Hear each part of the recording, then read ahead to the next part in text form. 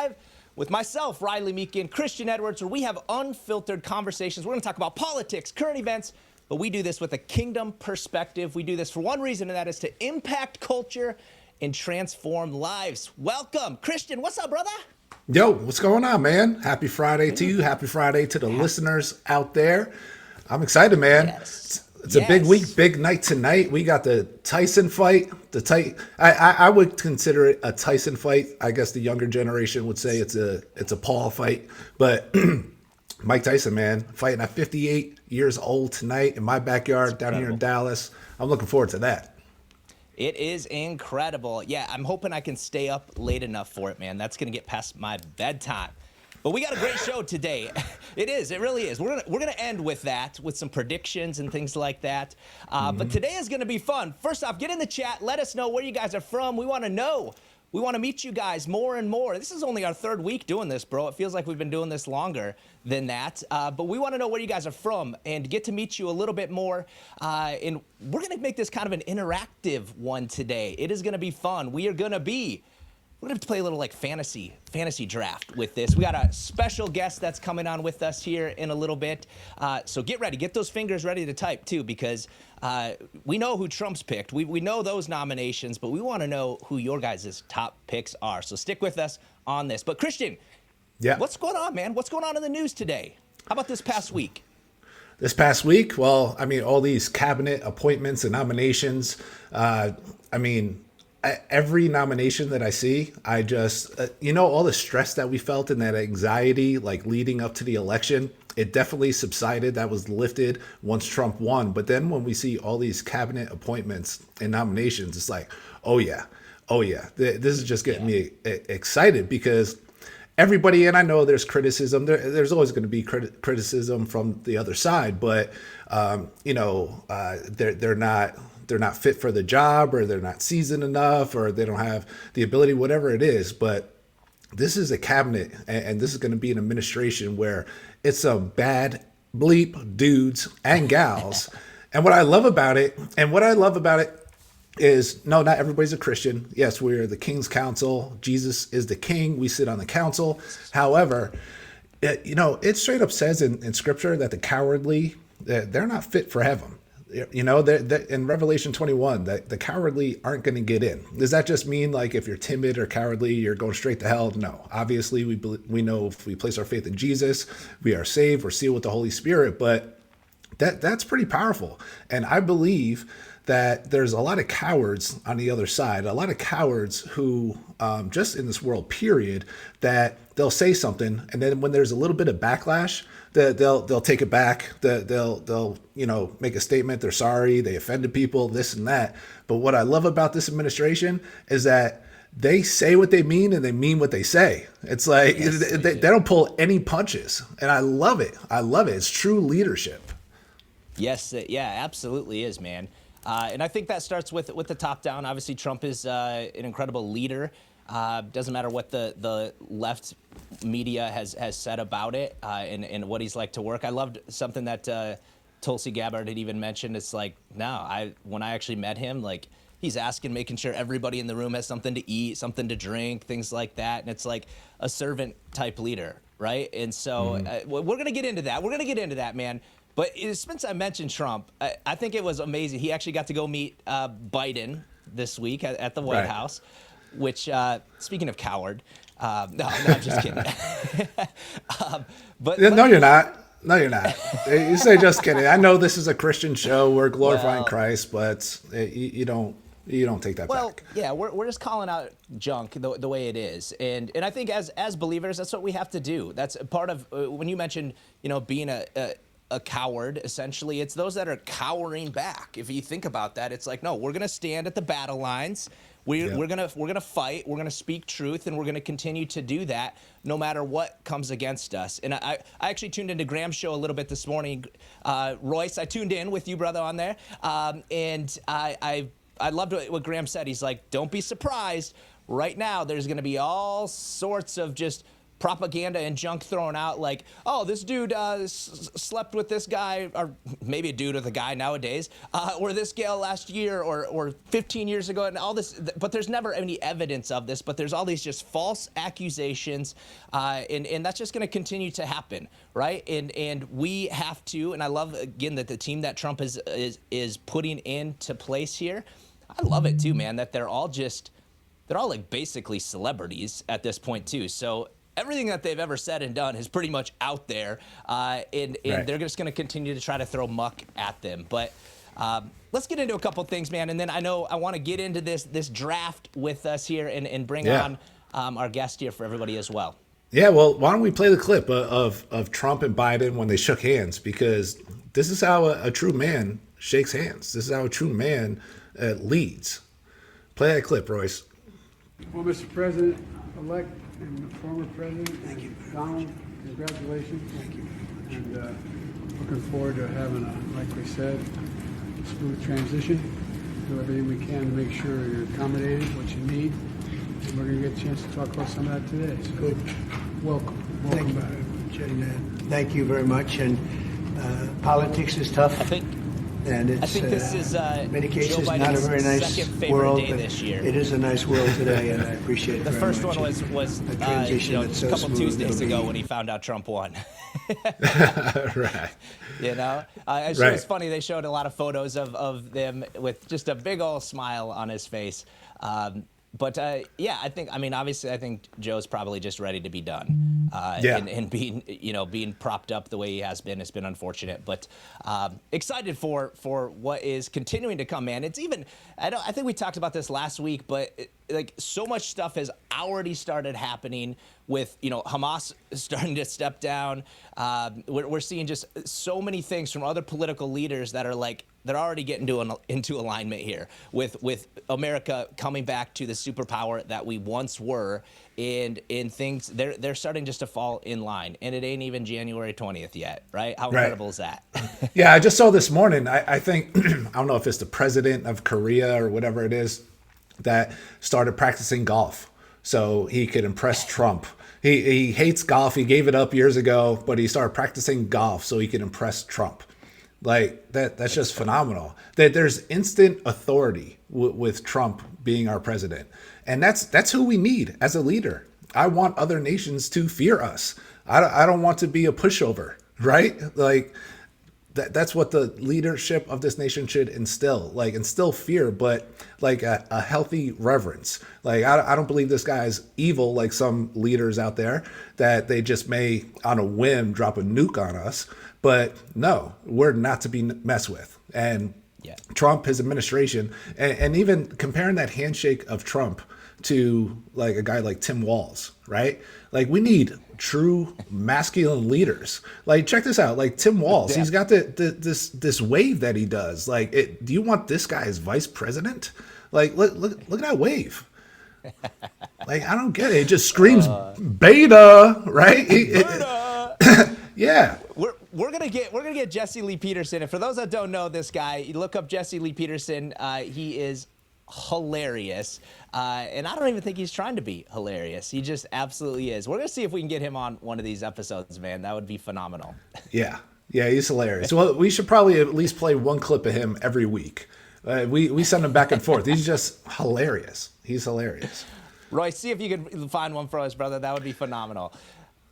But leading into this, I want to kind of get into this now because we're gonna be bunched up on time here because there's a lot we want to unpack here, and I think one of the biggest things that when we found out Trump was in, it's like, all right, now it starts. Like we thought that okay, it's we're in, great, but now it's really starting for him. And I think one of the things that he had said on Joe Rogan's podcast, man, was that the mistakes that he had made in his the first 4 years that he was in, and a lot of it was just picking the right people, picking the proper administration, and how important for that is as leaders, whether you're running a business or who you're surrounding yourself with. Just it is so important. And I was just even thinking some of the top NFL football quarterbacks that are out there, some of the, I even think of Baker Mayfield, like he was struggling for a period of time, and then he went to Tampa, and it's like the dude was they're struggling a little bit now, but it's all because all of his players got hurt, right? But when he actually had weapons around him, where he had an offensive line. Brock Purdy is another example. The dude was drafted literally last in 2022. Considered Mr. Irrelevant, and now all of a sudden he's got weapons. He's got players on his team. It's not a one-man show here, but this is who you're surrounding yourself with, because one guy can't do all of this, right? It's who are these picks that I'm going to know that I can put them in charge, and they're going to lead appropriately, be able to make decisions that are all in alignment for making America great again. And I think Elon said it best, right? With kind of assembling the Avengers team. Oh yeah, because I mean, Trump said on Joe Rogan's podcast, he said the one mistake he made in his first term was who he put into his administration, and he didn't even realize like how many appointments there would be, and he just went on the recommendations of others. So now, if that's his one mistake, and other people's may, they may say he had other mistakes, but that's his one admitted mistake. He ain't making that mistake again. He's getting some beasts in there. Yeah, play this clip. Elon posted this, Avengers 2.0. Is it me, or do Trump administration picks look like these guys? Tell me if I'm wrong.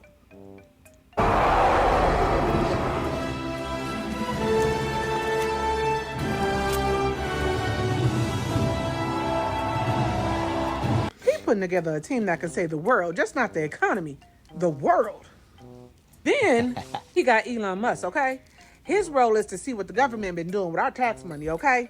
And I'm here for it. Because Elon needs to let me know if they've been spending my money on illegal immigrants. I want to see how much money they had on those food stamp cards and those vouchers. And if they've been sending my money to the prison so men can get transgender surgery. Or you've been using my money on alien experiments, UFOs, TikTok. Yeah, conspiracy sounds theory. good. And you got the That's house good. and the...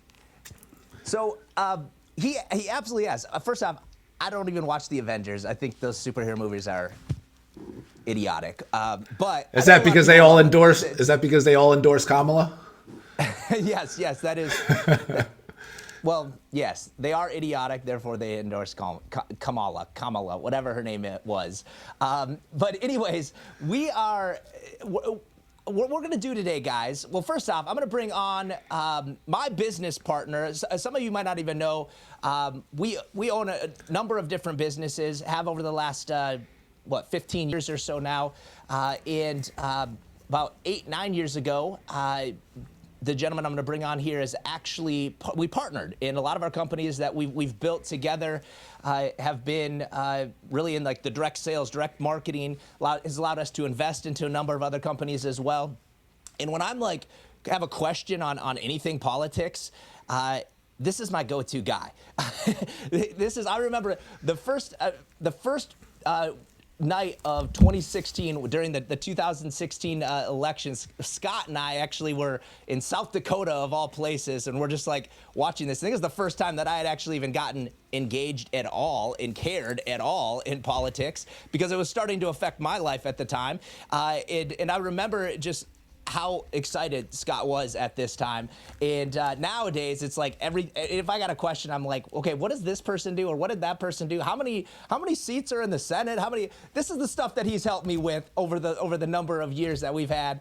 And welcome to the show. Let's bring on Mr. Scotty Thomas. What's up, man? Yeah. I know you hate it when I call you Scotty. I'm sorry, dude. Yes. Mr. Scott Thomas. You're actually call me that. So, no, great. Me in the face like Mike Tyson's gonna do tonight. Exactly. Yeah, you're super loud. You're super loud, Scott. I know your mic might be too close. You're super loud. All right. Let me see how to turn that down. Let me see if I can do it over there. Okay. That's You just said Scott's voice. Is that better? For those, yeah, I think it's good. What do you think, Yeah. Christian? Okay. Yeah, that's good. Riley, you say he's your go-to guy on politics, but I said to announce him as like our chief resident expert on all things, because he's the guy I really call for all things. He's probably the most knowledgeable guy I know. So props to you, Scott. Thank you for being on. We're going to have some fun today with this draft. Yeah. Yes, Yeah. we are. That Tuesday night was kind of interesting as everyone's anxiety kept going higher and higher and higher, and then it just goes, and the balloon just popped. Like, the world is safe again. And we all know, let's be honest, God's got his hand all over this in every different direction. You can see it everywhere, from Charlie Kirk conversations all the way through to Trump. And total sidebar, but look how many athletes are no longer listening to their league, and they're just praising God at the end of everything. From MMA to NFL to NBA, they're like, enough about you. I'm talking about what I want to talk about. Yeah. That shift alone is such a powerful one. But this is going to be good. I love this stuff.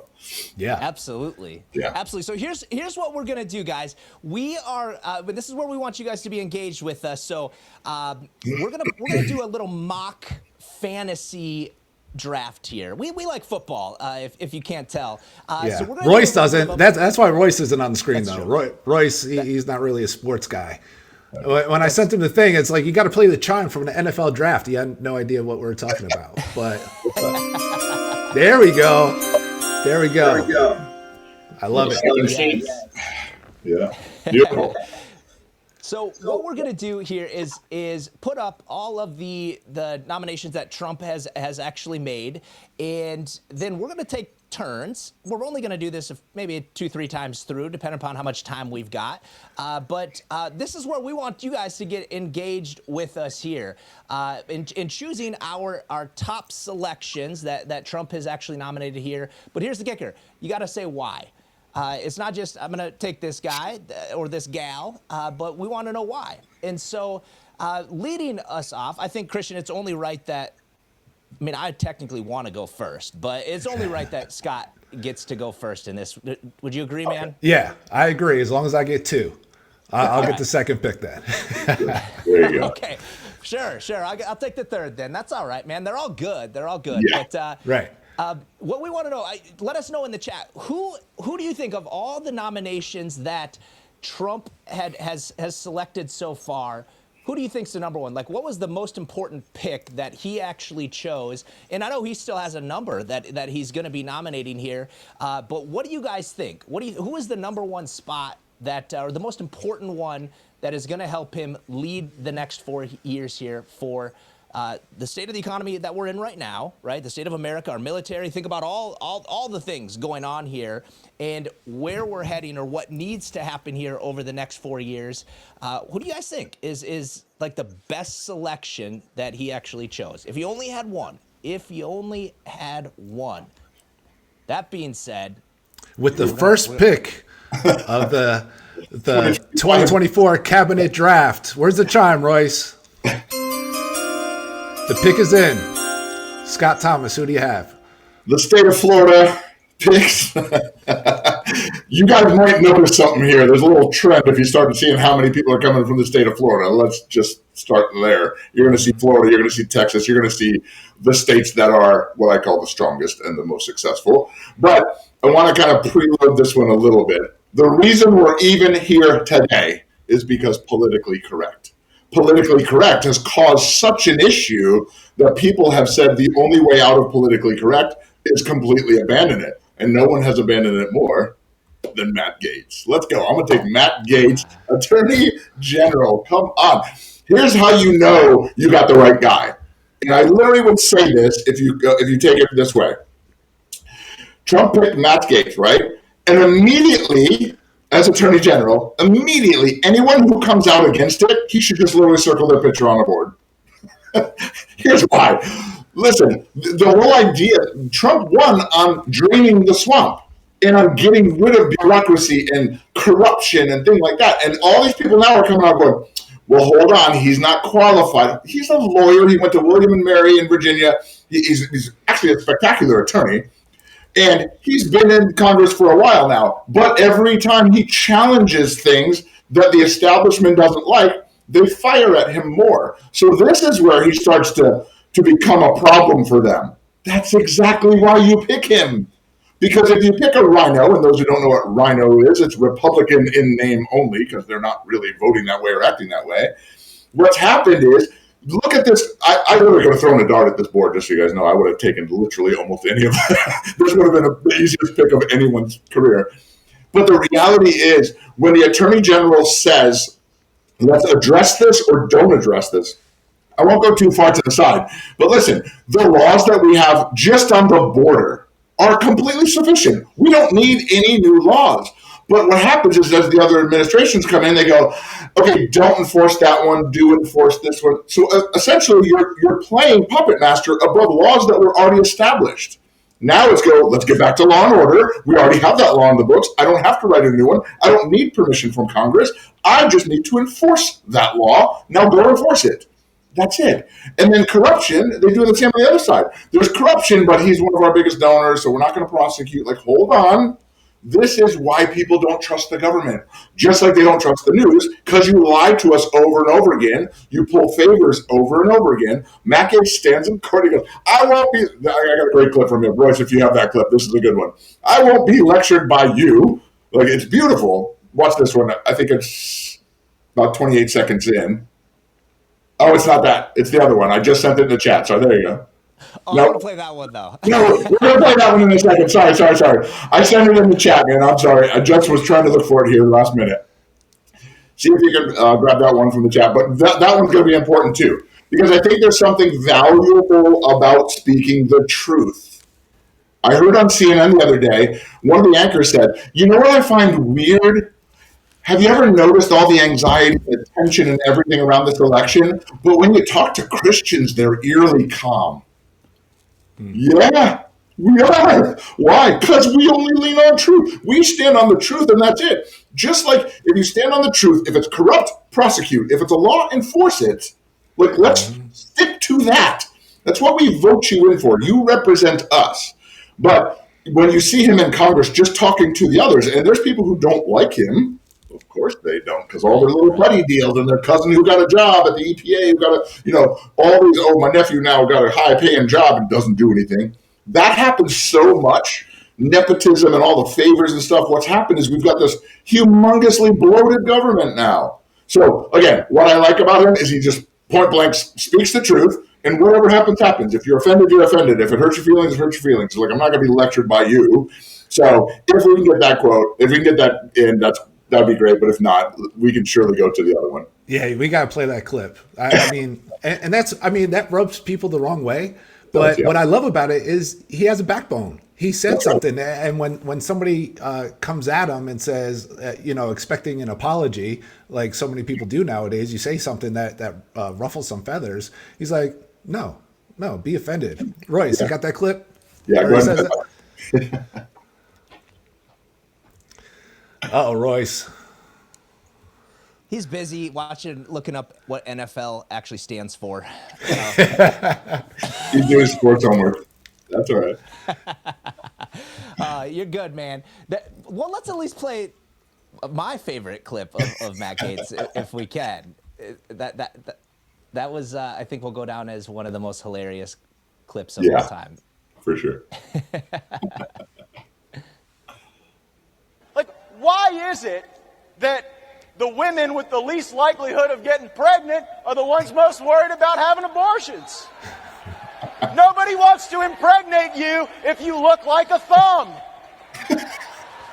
Is it safe to say that based off of your comments, you're suggesting that these women at these abortion rallies are ugly and overweight? Yes. What do you say to people who think that those comments are offensive? Be offended. That's so good.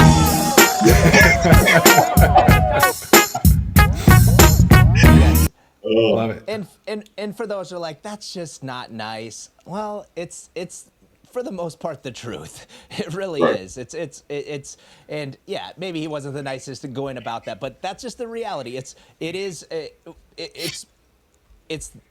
those type of people that have no clue what they're even talking about for the most part, but they're fighting a fight that they don't even know why they're fighting it for, right? So I like it. I like your pick, Matt. Well, here's what's funny.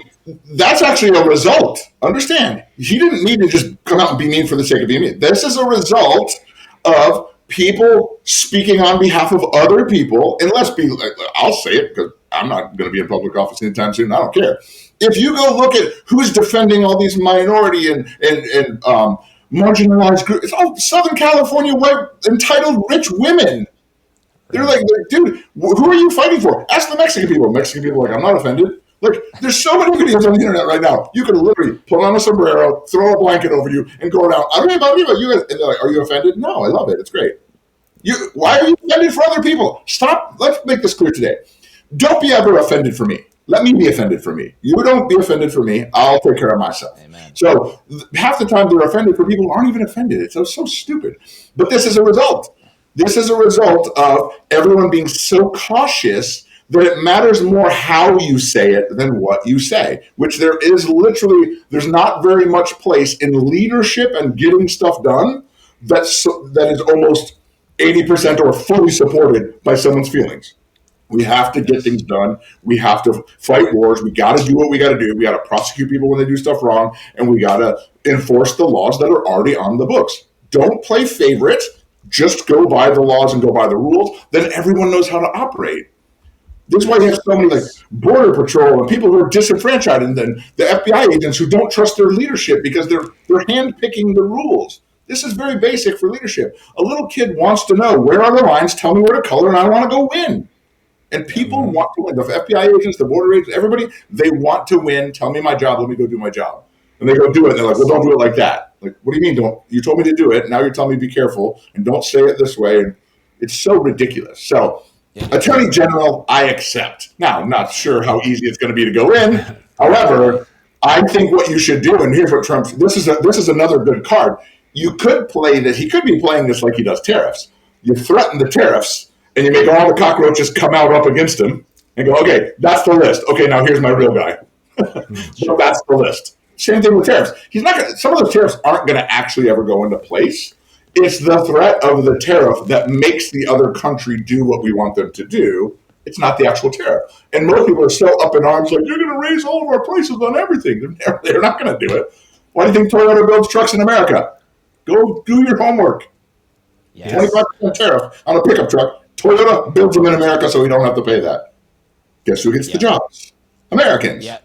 Like, it's not. This isn't really that hard. This is a simple formula all the way across. So that's my pick. It's playing chess, not checkers. That's right. Right? That's right. While everybody's playing checkers, Trump's playing chess. I love it. I love it. All right. So Christian. I'm up with the number 2 pick in the cabinet draft, my man Royce. And Mind Commander had asked why somebody wasn't on that list that we showed of the appointments, but that's because it's the best list that we could find that had all the faces on it so far, quite frankly. And I'm actually going to choose with my first pick somebody who was not on that list either, but I'm going with Tom Homan as the new border czar. And quite frankly, I've liked this guy since 2019 when he just like destroyed AOC in that house meeting. And I think we have a clip of it here. Yeah, let that run, Royce. Your name is on this. Is this correct? Yes, I signed that memo. So you are the author of the family separation policy? I am not the author of this memo. You're not the author, but you signed the memo. Yes, a zero tolerance memo. So you provided the official recommendation to Secretary Nielsen on for the United States to pursue family separation.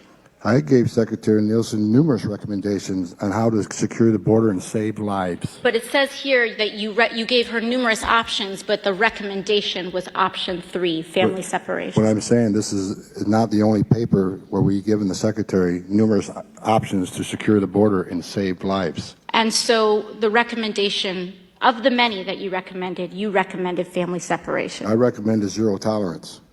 Which includes family separation. The same as is with every U.S. citizen parent gets arrested when they're with a child. Zero tolerance was interpreted as the policy that separated children from their If I get arrested for DUI and I have a young child in the car, I'm going to be separated. When I was a police officer in New York and I arrested a father for domestic violence, I separated that father from his family. Mr. Holman, with all due respect, legal asylees are not charged with any crime. When you're in the country illegally, it's violation 8 United States Code 1325. Seeking asylum is legal. If you want to seek asylum, you go through the port of entry, do it the legal way. Yes. The Attorney General of the United States has made that clear. Okay. Okay. Okay. Okay. Spoken like a I true love defender. Yeah, and to your point, Scott, it's enforcing the law. That's all it is. There's no such thing as a legal asylee who's in this country illegally.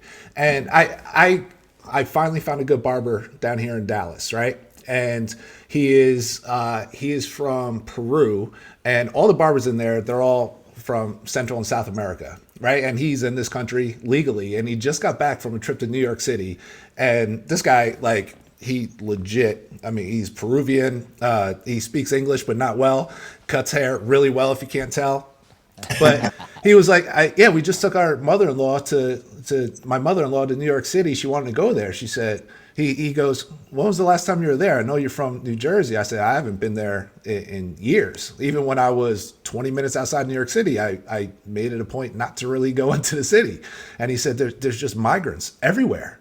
Everywhere you go, there's migrants. And he was complaining. And if anybody has the right to complain about this, it's somebody who did come to this country legally, right? Yep. And I mean, we had a good conversation about it. But this guy, Tom Homan, what a beast. The way he even took off his glasses there. Yeah. So Matt Gaetz, Tom Homan, we showed that handshake by Trump earlier. Like, this is what the left would describe and the world would describe now as toxic masculinity, right? That's really what they would describe this as toxic masculinity. And I would argue, like, no, this is just masculinity, right? This is just simple masculinity. And it's good for men to be men. It's good for leaders to actually show leadership qualities. And he was just on 60 Minutes. I don't think we showed a clip because of copyright infringement.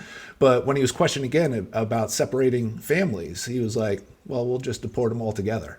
Yeah. Right. It's like, yeah, we don't need to separate it. We'll just ship them all out together. And he's already saying stuff like, if you're in this country illegally, we know who you are and we know where you are. So, yeah, that guy's a beast. Used to be a cop. He ran ICE for a number of years. So I love that guy. That's my pick. And I'll chime back in with some detail because I know you guys will ask it at a different time. But he was Obama's #1 guy, first of all. And he also got a medal for his job, doing his job correctly and successfully.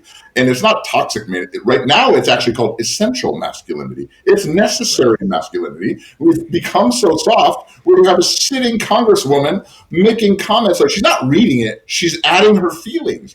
So this recommendation, this is family separation. Do you think they're going, all right, guys, we need to separate some families today. Let's go figure out which families to separate. You're so idiotic. That's why they're always looking at the third step, not the first step. Okay, he's here illegally. Yeah, but don't worry about that. Oh, hold on, but he robbed someone or killed someone or raped someone. I know, but he's got his kid with him. Let's not worry about the first two. No, let's worry about the first two, and we'll deal with his kid later. And if you need to, send his kid back with him. Listen, at the end of the day, it sounds insensitive. We can't save the whole world. We have processes for people to come and enjoy America. And I think Charlie Kirk and others have said this best. America is the only country that the people come to who say they hate it won't leave. Right. It's so stupid. It's so stupid. And that's a result. Yes. Yeah. The pompous ones that have been here and don't have to deal with, they're the ones that are complaining for them, right? As you mentioned before, Scott. Exactly. So, yes. All right. Good pick, Christian. What you got? Man. Tracy Pick just said soy boys are toxic. Love it, Tracy. They are. Yes. Go ahead. Leads so me to my pick, Christian. Yeah, my man Royce, killing it. He's on it today. He's on it. Well, I love what you just said, Tracy, and I'm gonna take the guy that I think would actually crush Matt Gaetz and Tom Homan in an arm wrestling competition.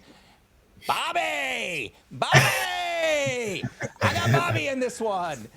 I love Bobby because, man, what's really not to love? Obviously, I think this is a prime example of, you know, in the King's Council, we coach a lot. We have a phrase that says your alignments birth your assignments. And I think this is a prime example of it, of RFK coming under and supporting Donald Trump to put him in a position to most be effective for what really like is his true heart and what his commitment is to.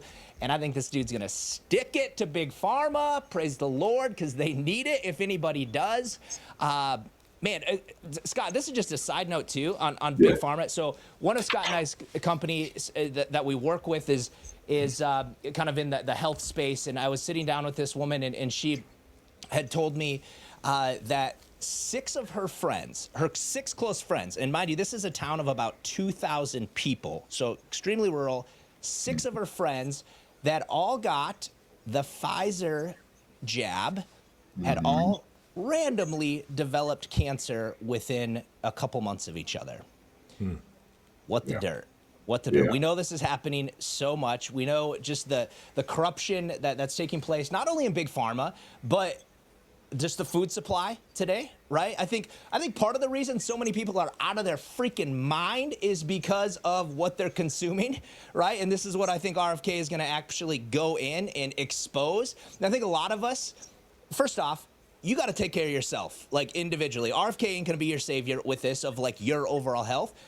If you're sick and you're overweight and I mean, look at what you're putting in your body, for number one. But he's exposing this stuff at a much higher level that a lot of people have been completely misinformed on, right? Simple things that just common sense would tell you, like consuming something that looks like toxic Mountain Dew, you know, yellow number 5, red dye 40, all of these things that have been proven over and over and over and over and over and over again to cause tumors, to cause asthma, ADD, neurological disorders, anxiety, depression, which is like the majority. But I love it because all of this is approved here in America. It is not approved in other countries. In fact, there's even warning labels on food that has yellow dye. I don't even remember what it's called, like Traz something.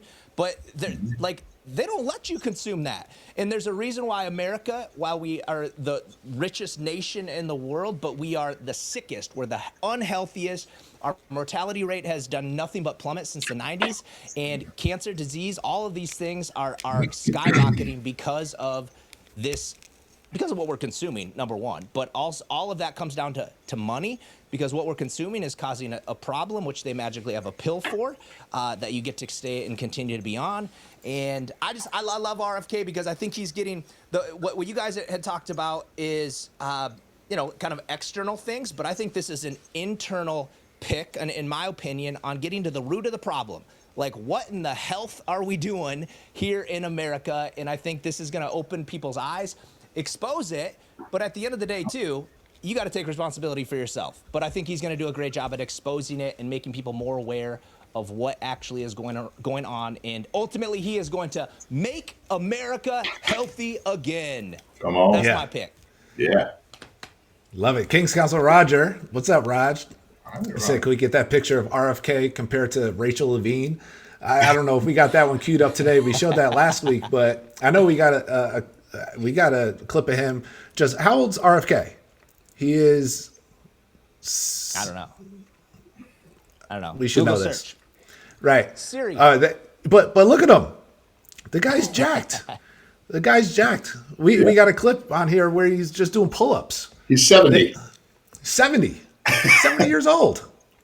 Wild. I love it. And this guy's ripping out pull-ups here. Yeah. Look at that. At 70. She's 67. She is 67. That Richard Levine. Yeah. Banging out those pull-ups. Yeah. Yeah, he's a machine. He's a machine. And I mean, a lot of people are going to look at that photo though, like, oh, he's on roids. It's like, here's the reality. This is a fact. In the 1940s, the average 35-year-old's testosterone levels were 1,400 in the 1940s.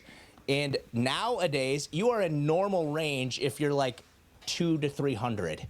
Yeah. Like, this is what the beta is happening, because it's the food supply. It's what we're not doing. Like, go lift something every now and then, right? Even if it is your freaking car keys to leave your house, go do something, get moving, and our testosterone levels will naturally be increased. Right now, I'm sure he's doing a little HRT, which I think every man over the age of 45 probably should, because of the food supply that they're actually consuming, and it's become worse and worse and worse and worse.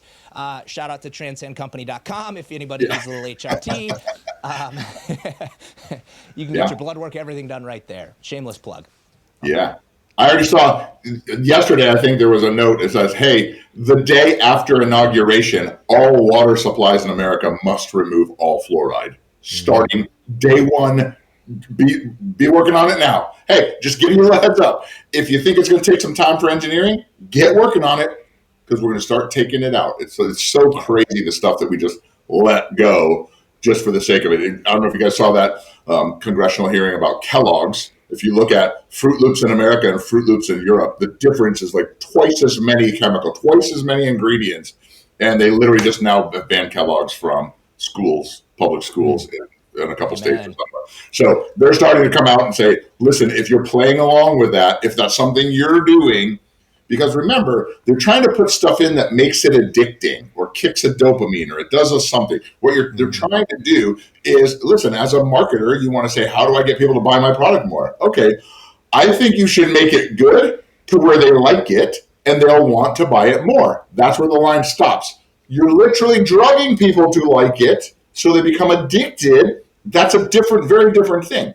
If your stuff tastes good and it's good for me and I like it, I should buy it again. I don't have that problem. The problem is when they're adding a chemical that they know is bad for you and their only reason for putting it in is so that you want more of it. Again, go back to Coca-Cola to cocaine and do the whole thing. You go all the way through, but it's been happening for years and years and years. But go look in other countries where those same products have limits and they're just limited. They literally just play along and go, all right, we'll take all the chemicals out. Then do it here. The problem is nobody here is telling them they have to. Yep. So that's going to be a big thing. This is going to become, and I know you, all three of you have heard this numerous times where people go, hold on, if it's not FDA approved, I'm not sure I trust it. I'm like, what Kool-Aid have you? If you think the FDA is on your side for your personal health and longevity, you are smoking the opium worse than anybody else. They do not. Most of their decisions are almost purely made on relationships, money, or something else. I'm not saying there isn't some checks. We do need some checks, but come on, dude. They are way out of line in a lot of categories. Absolutely. Yeah, I did see also stock price of Moderna and Pfizer have come down since RFK being appointed there. And I love that. RFK is good friends with Dr. Peter McCullough, who has been the outspoken voice about vaccinations. And it's crazy because you would think it's such taboo. You can't talk about these things, right?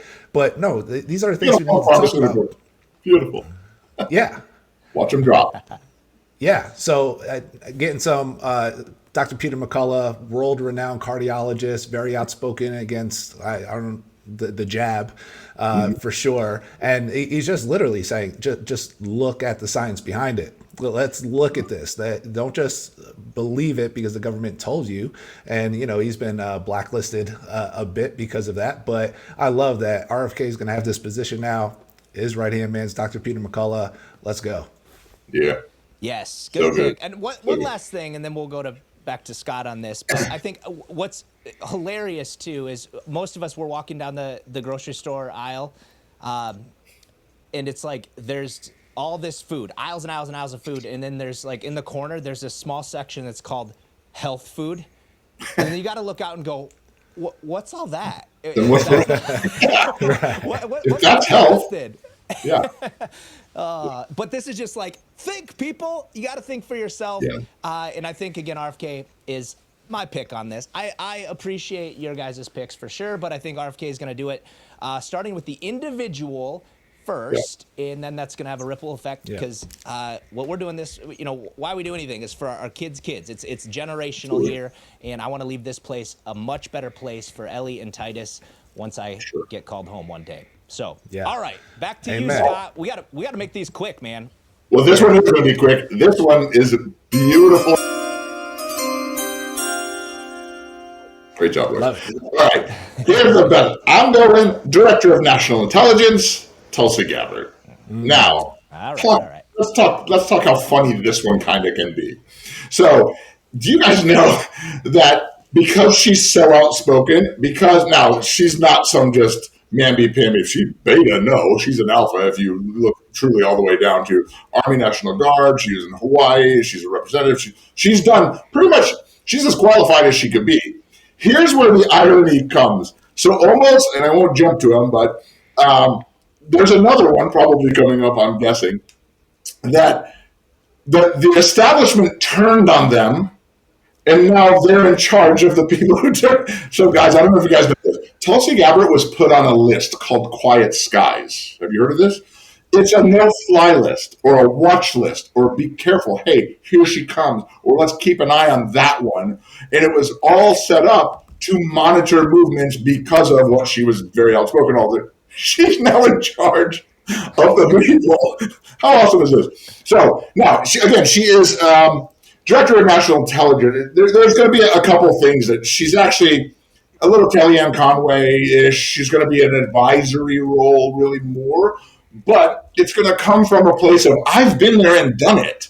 Not like some of these others. Like the hell, Rachel Levine, let's be clear.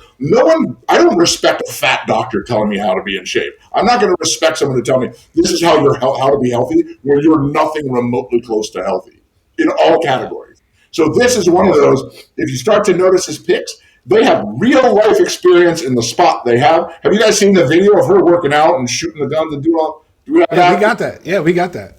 Okay, dude, this is who she is. Talk about backbone and spine and.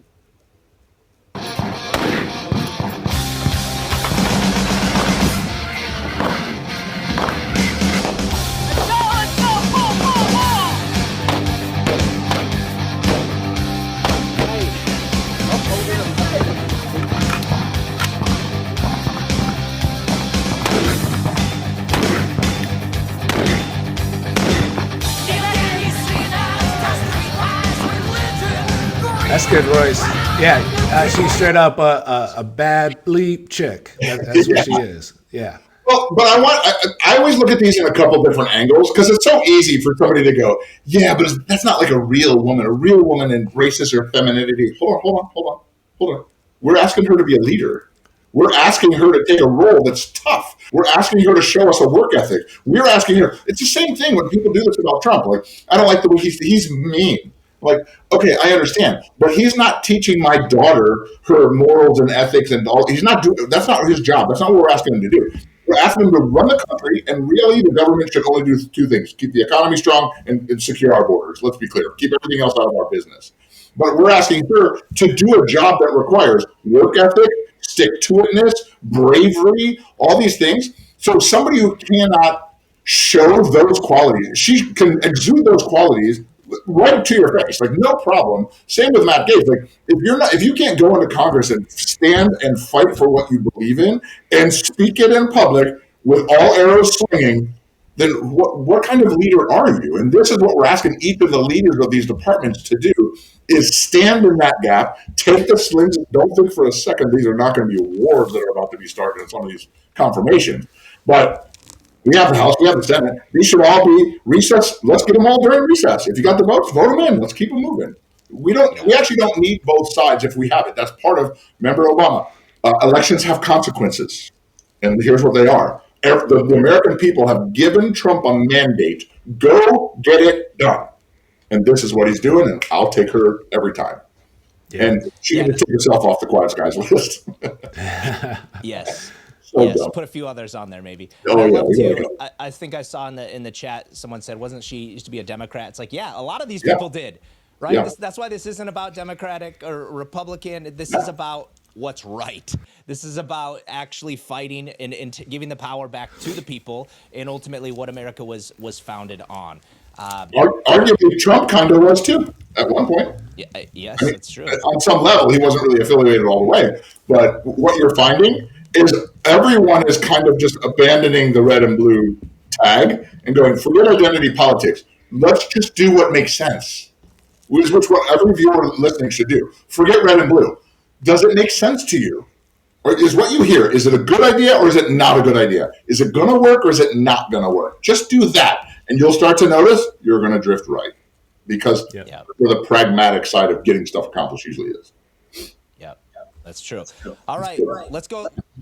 Just for the sake of time, Christian, you and I, we got to each get one more real quick, so Scott isn't soul here. Yeah. So with my second pick, I'm going with the Secretary of Defense, an outspoken Christian, bad bleep, dude, like as masculine as they come, Mr. Pete Hegseth. Come on. I love it. And everybody's like, oh, they pick a Fox News correspondent to be the Secretary of Defense. Oh, well, he was far much more than that.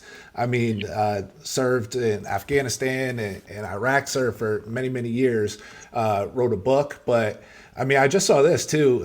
He was on a podcast and talking about he's got the cross tattoos on his chest. And for January 6th, when like he wanted to get down there and respond, he was told to stand down because he was deemed as a Christian nationalist, because of his cross tattoos. Yeah. Right. Yeah. Praise the Lord for that. Yeah. So this dude is as ripped and jacked as they come. And again, is he the most qualified? Maybe, maybe not. But this is a guy who's going to get the job done. This is the guy, and I'm getting more and more fired up watching this because these are true leaders. Again, people who say what they mean and mean what they say. Like I'm excited for the next 4 years. I know we're not to be messed with by other countries. The economy is going to flourish. The next 4 years are looking good. Now, don't lose sight of things. We talked about this a couple weeks ago. When we enter this comfortable time here in this nation, don't lose sight. Don't lose your dependency on God first and foremost. As things get comfortable, our bank accounts start to go up, our retirement funds start to go up, stocks start to go up.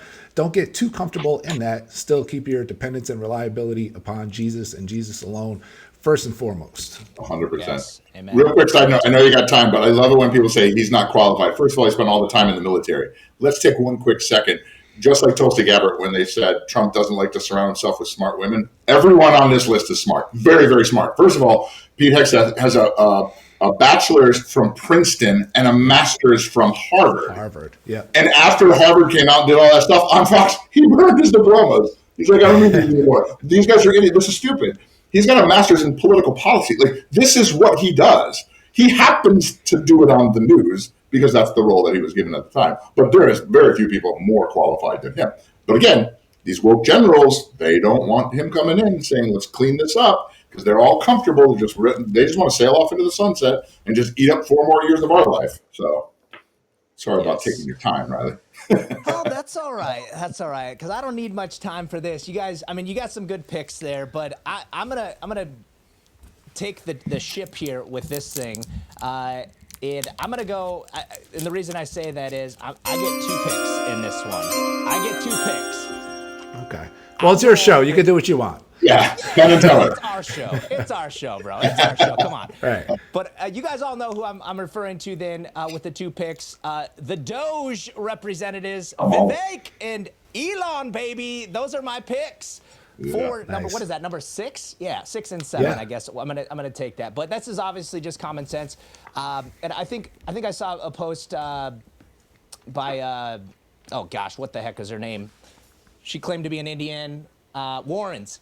And she was like, how efficient is this, picking 2 people? It's like, these dudes ain't getting paid. These days, these guys are not getting paid. That's not even a department, right? They're literally consulting and speaking into there in what needs to happen, how to run a country efficiently. I remember Elon had said he could come in and cut at least $2 trillion within like the first year and a half or something like that. And it was just like, that's what needs to happen, baby. Get rid of those 3-letter organizations, get lean and mean, and let's operate this country that got us to the superpower that we once were. If anybody got fat and sassy, Christian, like you mentioned, it's like we did as America, and then that's why we got what we got. And we get back to the basics here, lean and mean. Let's get back to the superpower that we once were. So I got Vivek and Elon, and I win.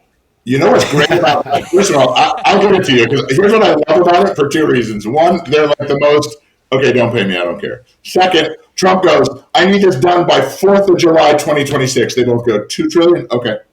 Like, okay. Right. Not, you don't understand, it's going to take time, and you don't know. They didn't do any of that. They go, okay. Because they know. I think they just shut their eyes and just go, poof. I think the other thing we should do going forward is when they're getting unemployment numbers, they should take government jobs out, because a couple of administrations now have counted their numbers are going up because they just hired a bunch of people to sit around. And they just came out and go, all of the DEI hires, go ahead and just quit now. Just quit yourself. Because you know you don't do any work. And you know you were hired and you're not qualified. And I know you need the money. That's cool. But I'm giving you time to get a job. Start looking now. And you already know who you are. Trust me, you're going to get the letter. You're going to get a call. But start getting out of the way. If he walks into Twitter and dumps 70% of them and they're doing just fine, bro, he's got 80% of the government. You can start with 87,000 IRS agents. You can start right there, the easy one. But Absolutely. the reality is, this is the thing that's never been checked or done. Why aren't we auditing? Did you see the thing? I saw this $500 billion in fraud and errors. Can you think of one business? I don't even care what percentage it is. I realize it's so humongous, but let's think about this. Let's say you're a $27,000 household, 270. You're just saying, we make 270 and I lost $50,000. How do you just lost it in that? You know how my checking is, like Kevin Hart, you know how my checking is connected to my savings and what had happened, the money, and then I lost. Dude, what are you talking about? How did you just lose it? Well, fraudulent transaction. Okay, go get it. Well, that's not that easy. We don't know who actually was involved. Like, okay, then that's our problem. Start with there. Start right there. Yes. And then turn the spigot off to these other countries and let's get going again. Yes. Yeah. Amen to So that. crazy. Amen to that. Yeah. All right. I want to say, what do you guys think of our picks? What do you think? If it's me, you guys can say that in the chat. That's of course fair. Leading the witness. But we always like to take a little segment here and talk about sports, Scott. We'd love your opinion on it's fight night, baby. Yeah. Big night tonight. I'm hoping I get to stay up late enough for it.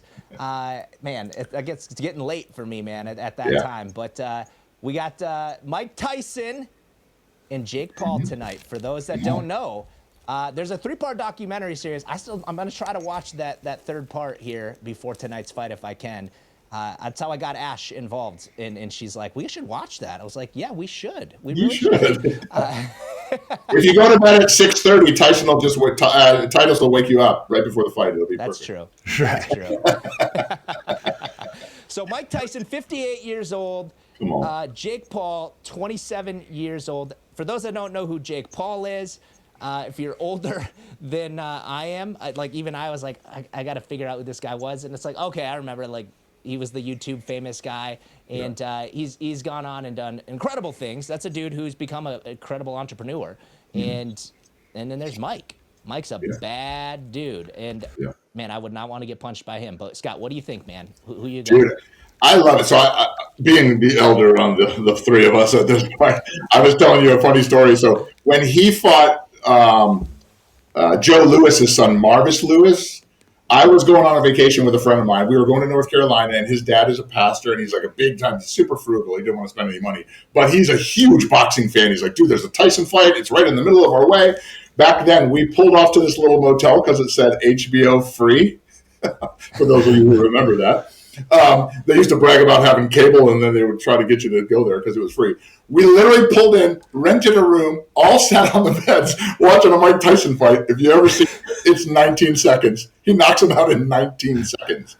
And we're like, okay, let's go. We packed all our stuff and we got back in the car. But I will tell you this. I think there's very few people who argue. He is one of the unarguably baddest men in the world. Now, mentally, he's gone from almost crazy psycho to a really level-headed, I wouldn't say super intelligent-y, because that's not really the thing, but his thing is, he's very in tune with himself. No, but you know what I mean. I think it's spinal, but it was mostly.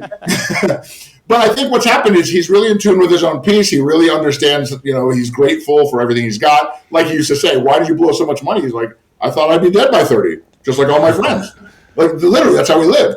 But I think in this one, whether this is a true exhibition or just a big publicity stunt, I don't know, and maybe we'll never know, and I don't really care. But the reality is, if Mike locks in, there's not going to be much that Jake can do. Now, they've already changed a couple of the rules, which some are in favor for Mike.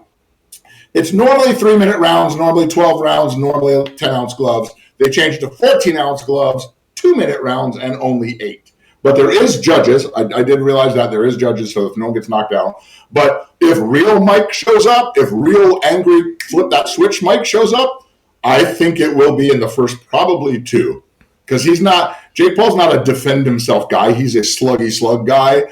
Just watching him fight, and he's entertaining. And let's be clear, he's practicing with real people. He is legit as far as fighting. He's a legit. Like, I get it. All the purists hate this kind of thing, but the reality is, if he's practicing and doing it right, he's got good technique, and he actually is hitting people hard enough to knock them out. At the end of the day, I don't know what else there really is. You don't need pedigree to walk in, because some of these people straight off the street.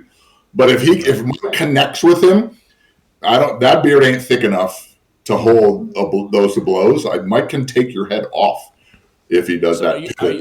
Are you picking him? I think I'm going to pick Mike Tyson. Yeah. All right. Yeah. All right. Yeah.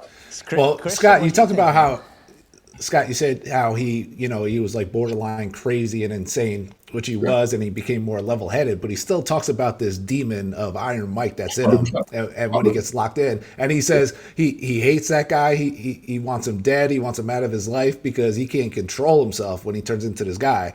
And last night when he slapped Jake Paul, now I understand Jake Paul is a promoter. Yeah, he's doing phenomenal, just making money and doing his thing. I get it. And we know in boxing more than anything else, it's about promotion, hyping up the fight. But you see Tyson here, he slaps him, then that look in his eye when he steps back, you see that old Iron Mike back. Even if they plan this out, because they have a cordial relationship, Mike and Jake Paul here. Yeah. Even if they plan something out, when Mike's in that ring, he may go off script. Yeah. Once he gets tagged once or twice, or he's in that ring, I don't know if he could turn Iron Mike off. So my pick in this fight, even though Jake Paul is the betting favorite, and I just heard yesterday that MGM took 2 separate $500,000 bets on Jake Paul to win. He's the favorite in this fight. However, if it is fixed in any sort of way, if Jake Paul wins, I don't think there's going to be a rematch. It's like, poor Mike, he's an old guy. He shouldn't get back in the ring again. But if Mike wins, there probably will be another. There will be a part 2 to this. So I'm going to... let me add one more thing. Be careful what you wish for. If he's in there just trying to dance around and Jake catches him early, he might turn something on he didn't mean to turn something on. Even Mike didn't mean to turn it on. That's the danger of this, because like you said, when I say he's trying to just live a chill life, he does speeches and he goes and talks to people. He plays with pigeons. But let's be clear. You hit somebody in their head hard enough a couple times, you might flip a switch you didn't mean to flip. He might catch him trying to look good, and he might not be able to turn him off. But Mike did say this the other day. He goes, once I go in, you'll know by my stare if I can hold him in or not. Yeah. Joe Rogan once famously said, he goes, when Mike came out of prison, look at that stare. And Joe goes like this on the sidelines. He's like, dude, look at that stare. And he's just like, you can just see in his eyes, like, I don't want to be anywhere near that guy. Like, he's going to rip somebody's head off. Yeah. Like I said, I don't know if we'll ever know if it was rigged or not, or they have some agreement. But if it's just a money-making thing and Mike feels like doing it, let him do it. Good for him. Yeah. I think we could all agree, though, even at Mike's age of 58, he's still the baddest dude on the planet. He is absolutely. The baddest dude on the planet. Yeah. Yeah. So, Riley, who do you have? Well, he's the baddest dude on the planet. You gotta talk like it, man. Maybe it's a little squeakier voice. I was ecstatic. Yeah, right. So, I broke my back. Oh, we need that clip. Yeah. So that's so good. I'm rooting for Mike. I'm just gonna say that, and I'm really truly hoping that it's not rigged. And the more, I mean, obviously it's just a documentary, but the more that I watch those 2 segments on Netflix, and who knows what's real, I guess. But I would find it hard to believe that Jake Paul would set himself up to fail. The dude's a winner. He wants to win. He wants to win at things. And so I'm really hoping that this is, hey, let's just go see. Let's go. The baddest man's going to win this fight. And I did read that if he gets, if Jake knocks him out in 4 rounds, Mike gets $5 million. Excuse me, if Mike, yes. So there's incentives. There's definitely some financial incentives here on top of that. And I think, as you both said, once Mike flips that switch, man, I don't think there's any going back. So that's what I'm rooting for. Let's watch this clip. Mike, were you really sick this week? What was the problem? I broke my back. What do you mean by that? You My broke back is broken. what? A vertebrae or what portion? Spinal. You did that in sparring? No, I did it by a motorcycle accident. The doctor discovered I was doing my sit-ups 2,500 a day with my 20-pound weight, and one day I couldn't move anymore. And I asked the doctor, what's wrong? And he said, believe it or not, it's wearing your back is broken slightly. Mike, were you really sick? Even if your back is broken. We have to. I gave this to Royce because this is my all-time greatest, most favorite clip of Mike Tyson. I love this. This is the best. Play this, Royce. Run DMC, LL Cool J, the Beastie Boys, the Fat Boys, Salt and Pepper. You give love a bad name. That's Bon Jovi. That was Dana White talking about growing up in the 80s and the origins of hip hop. And then Mike Tyson, which is hilarious because Mike Tyson is from Brooklyn, from Brownsville, Brooklyn, right? And if anybody knows that scene at the time, it's hip hop in Brooklyn in the 80s. I can just say this, and people who watch you guys all the time, bro, that was literally you two. When you're talking about rap music, literally, I was like, what is that? Wait, that's a singer? So I'm Mike Tyson? Come on. In that scenario, only that scenario, when he was talking about the rappers, you're like, that's a rapper? Yes, Riley, that's a rapper. Okay. When we were doing an episode on money a couple months ago, and I talked about the song Cream by Wu-Tang Clan, which is an acronym for Cash Rules Everything Around Me. And Riley goes, Cream? I don't know who Cream is. Riley thought Cream was a rapper. That would be a pretty sick rap name, I guess. If you were white, maybe if you were a white rapper, that'd be a cool name. Cream. I thought it stood for Christ rules everything around me. Come on. Yeah. Okay. Good recovery. Much smoother than Mike's. But and that's kind of what I was talking about. I wouldn't say, now that he's chilled out a little, he hasn't become much smarter. But he's definitely at peace with himself. You can tell he likes his life at this point. So does he really need to go in, work out like he is working out, fight, take something on where he looked like he could embarrass himself? This is not going to tarnish his career. Anybody who loves and likes Mike Tyson's boxing career sees this as silly anyway. But if he does come out, they're going to go, see, told you, you shouldn't fight real fighters. And if he loses, like, bro, you fought a 58-year-old. Like, there's nothing for Mike to lose here. He can make some money and let him do it. It sounds like he's having a good time.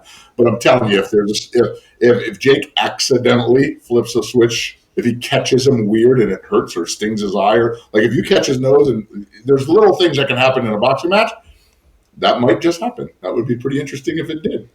He's like, I don't need the other $5 million. I'm taking your head off now. Like, okay, watch out.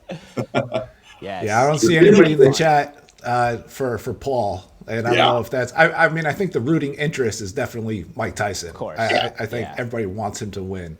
But yeah, I think Paul loves that though. That's what Jake Paul loves. Like he thrives on that. He's a promoter, bro. That's how he's making hundreds of millions of dollars on this thing. So good for him. I think there's also a tinge of, if you're looking at the real books and the real betting people who are about to put a ton of money and get involved, they're going to say, okay, Jake's involved. There's probably some rules here. There's some strategy, or there's some boundaries that we don't know totally about. I don't know if it's a fully sanctioned fight or whatever term that would be, but yeah, they got the permits from the state of Texas and everything's good. They got their rules all established, but is it real? That's the part this is why I always say you can bet on animals and stuff like that, but I don't bet on humans because they lie. So yeah, let's see if any of Jake's friends are betting on Tyson, then maybe we have a problem. But they'll have a Nancy Pelosi situation going on there. Pete Rose called. He said he wants to. Right awesome. on. All right. Well, we're over our time. These hours always fly by, man. It seems like one day a week is just not enough. We need more time with this. This is fun. Next week, Scott, we're gonna have to have you on more and more, dude. This is gonna be fun. Next week, we're gonna. We'll talk about what happened in the fight. We'll talk about all of these new announcements that are going to be taking place here over the next week. And any closing thoughts, Christian or Scott? Well, I just want to shout out Tracy King. Been active in the chat. She says Trump's all-star team is incredible. So thank you, Tracy. And hit that like button. Guys, help support the show. Help support the channel. Like, subscribe, share it. As Graham always says, it helps the algorithm. And yeah, we're trying to get out there. If you like us, hopefully other people do too. We might ruffle some feathers every now and again, but at our core, we love Jesus Christ. We just do some fun episodes like this from time to time. Yes. That's right. Yes. I would say the same thing with Trump. Like, follow. You're going to get so sick of winning. I mean, we're going to be just winning and winning and winning. You're going to get so sick of winning. This is going to be an interesting cast, because I think what's going to really truly happen is when you put warriors and strong-willed people who stand on truth. Most of them are very, very outspoken Christians. The people who come against them are literally just tagging themselves, and keep an eye on the people who come out really hard against them. That's your list. I think that's the list we got to watch for. But it's going to be fun either way. I think it's going to be great. Yes. Speaking of winning, let's close this out with a little trivia for Riley. Ooh. All I do is win, win, win, no matter what. Who is that? Bon Jovi, I know the song, but I don't know. I'm not sure. Another Scott one. knows. Another one. Yes, DJ Khaled. It's T-Pain who's actually saying those words. But yeah, it's a DJ Khaled. DJ. Yeah. Well, that's how you know. How you know they're always DJ Khaled songs, because he starts by saying DJ Khaled, and then all I do is win. He's like, I got to put my name on the album. It makes it easier because I don't actually need to sing. I'm just the producer. So right. Yeah. Right. Yeah. Well, at least you didn't say. Thanks for the trivia, Christian. Sure. Again. That being said, I love you guys. Love you, listeners. Thanks for joining us here, and we will see you guys all on next week's episode. See you there. Awesome. Love you guys. Thanks for having me.